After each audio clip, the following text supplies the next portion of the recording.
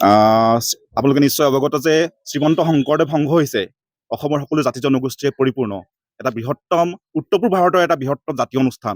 এতিয়া আপোনালোকে চাওকচোন, আজি আমি আমাৰ ওচৰ পাজৰে থকা ডিগবৈ অঞ্চলৰ প্ৰাথমিকসমূহ গোট খাইছোঁ। ইয়াত আমাৰ মাজত কোনো ধৰণৰ বিভেদ নাই। আমি ইয়াত আহিছোঁ, কোনোবা এজন আহোম আহিছে, কোনোবা এজন কোচ ৰাজবংশী আহিছে, কোনোবা এজন কলিতা আহিছে, কোনোবা এজন চুতীয়া আহিছে, কোনোবা এজন আমাৰ সকলোতকৈ পিছপৰা বুলি কয় যে আপোনাৰ অসমীয়া জাতি সমাজত, সকলোতকৈ পিছপৰা বুলি কয় যে আপোনাৰ অসমীয়া জাতি সমাজত কৈৱৰ্ত সমাজৰ লোকসকলো আজি আমাৰ মাজত শংকৰদেৱ সংঘত একত্ৰিত হৈ আমি একেলগে আছোঁ। আজি আমি দেখা পালোঁ যে সংবাদ মাধ্যমৰ আগত শংকৰ সংঘৰ এজন সদস্যই বক্তব্য প্ৰকাশ কৰোঁতে কৈছে যে অসমৰ বিভিন্ন জাতি জনগোষ্ঠীৰ লোক শংকৰ সংঘত সমিলমিলেৰে আছে। আৰু এই কথাখিনি ক'বলৈ গৈ তেখেতে এষাৰ বাক্য স্পষ্টকৈ ক'লে যে অসমৰ আটাইতকৈ পিছপৰা জাতি কৈৱৰ্ত সকলো তেওঁলোকৰ লগত আছে।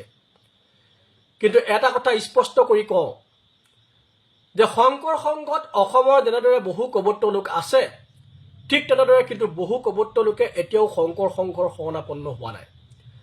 গতিকে অসমৰ আটাইতকৈ পিছপৰা জাতিৰ কৈৱৰ্তসকল বুলি চাৰ্টিফিকেট দিবলৈ শংকৰ সংঘক আমি অধিকাৰ দিয়া নাই।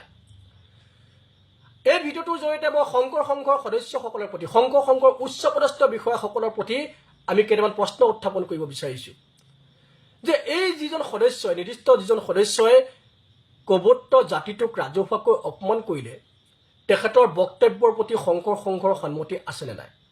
আৰু যদি নাই, সেই সদস্যজনৰ বিৰুদ্ধে অহা কালিৰ ভিতৰত শংকৰ সংঘই বিহিত ব্যৱস্থা গ্ৰহণ কৰক, অনুশাসনমূলক ব্যৱস্থা গ্ৰহণ কৰক, ফটোৱা জাৰি কৰক।